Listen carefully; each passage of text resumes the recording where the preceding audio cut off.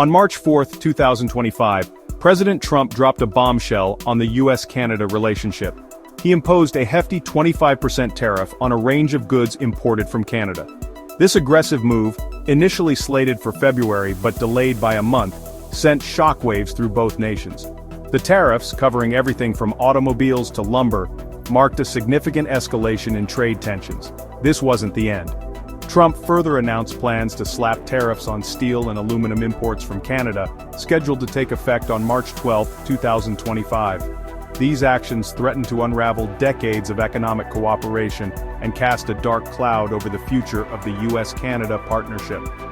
The situation grew even more precarious with the looming threat of a 10% tariff on Canadian energy exports to the United States. This proposed levy specifically targeted hydroelectric power flowing from Canada to New York, potentially disrupting a critical energy artery for the state. As anxieties mounted on both sides of the border, many questioned the motivations behind Trump's seemingly hostile actions. The official justification for the tariffs, as presented by the Trump administration, centered around concerns about illegal immigration and drug trafficking. Trump pointed to the northern border as a porous gateway for illicit activities, particularly the smuggling of fentanyl into the United States. However, this narrative quickly unraveled under scrutiny. Data from law enforcement agencies painted a different picture. Fentanyl trafficking, while a serious issue, primarily flowed into the U.S. through the southern border with Mexico. The volume of fentanyl seized at the US-Canada border paled in comparison. This discrepancy raised questions about the true motivations behind Trump's actions, leading many to suspect ulterior motives were at play. While illegal immigration and drug trafficking served as the official justification for the tariffs, many observers saw them as a smokescreen. They argued that the real reasons lay deeper, rooted in Trump's personal animosity towards Canada and his broader economic and political strategies. Trump's history with Canada was littered with failed business ventures and public spats with Canadian leaders. His disdain for former Prime Minister Justin Trudeau was well documented, often resorting to derogatory nicknames and personal attacks. This simmering resentment, according to some analysts, played a role in shaping his aggressive stance towards Canada. On the economic front, Trump had long viewed Canada as a freeloader in the US-led economic order. He frequently criticized Canada's dairy tariffs and defense spending, claiming they put the US at a disadvantage. The tariffs in this context could be seen as a bargaining chip in Trump's quest to renegotiate trade deals in America's favor. Furthermore, some viewed the tariffs as a calculated political move designed to shore up support among Trump's base. By portraying Canada as an economic adversary and taking a hard line on trade, Trump could tap into nationalist sentiments and present himself as a strong defender of American interests. This strategy, while potentially damaging in the long run, could yield short-term political gains. Canada's response to Trump's tariff offensive was swift and resolute. Refusing to be bullied, the Canadian government announced retaliatory tariffs on $30 billion worth of American imports, targeting goods with significant political and economic clout. But it didn't stop there.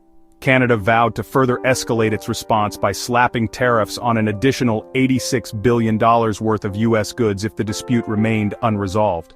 The Canadian public, outraged by what they perceived as an attack on their nation's sovereignty and economic well-being, mobilized in a remarkable display of unity.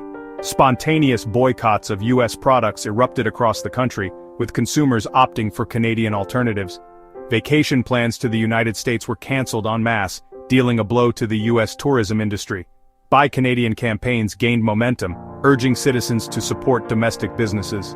Beyond these immediate measures, Canada held powerful economic cards that could inflict significant pain on the U.S. if played. One such card was the potential disruption of vital energy supplies.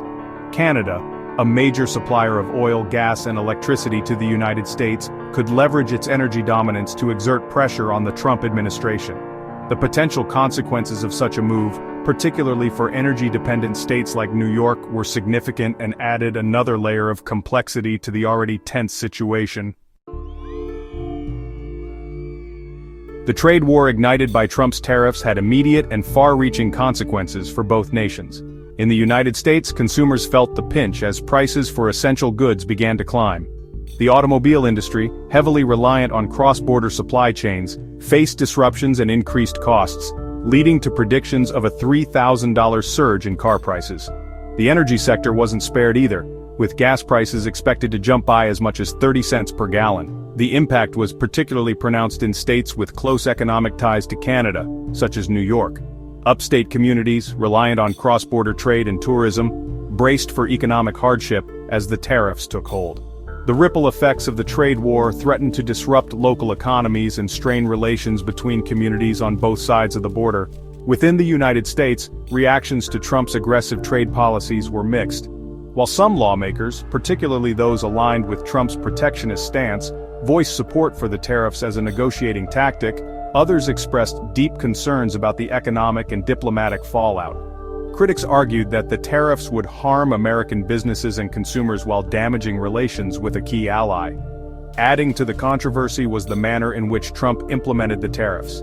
By invoking emergency powers in January 2025, he bypassed traditional legislative processes and acted unilaterally. This move drew sharp criticism from those who saw it as an overreach of executive authority and a threat to democratic norms.